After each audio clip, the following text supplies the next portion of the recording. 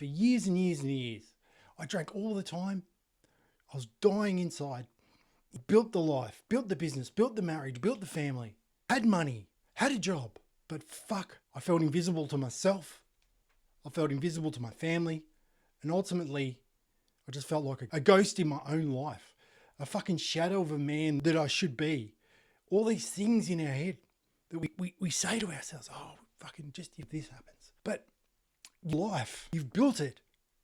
You show up and you grind and you lead.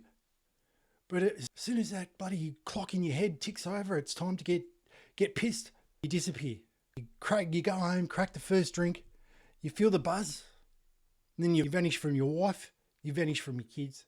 You vanish from yourself. You're not drinking to celebrate anymore. You're drinking to sedate that noise in your head. You're drinking to sedate that misery, to sedate the pain, to sedate that discomfort within yourself.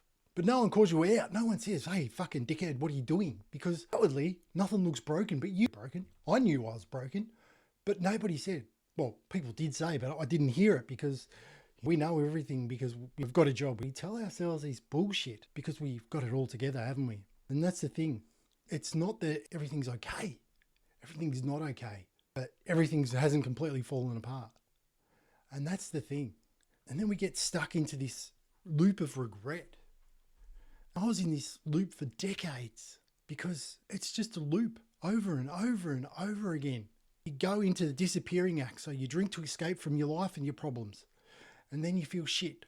And then you get the shame spike. So then you've got the morning guilt and you're like, oh, fuck, I shouldn't have done that. And then you go to work and you work your ass off and you put the high-performing mask on and you work and you crush the day. And then you'll get to the end of the shift or the day and you're like, oh, well, I worked hard. It's okay. I drink. I deserve it.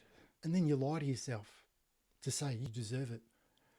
And then you repeat this loop year after year after year. And every year that you repeat that loop, every year, just a little bit more of you dies inside because you're not weak. It takes strength to show up into their life with that fucking misery over and over and over again, to show up.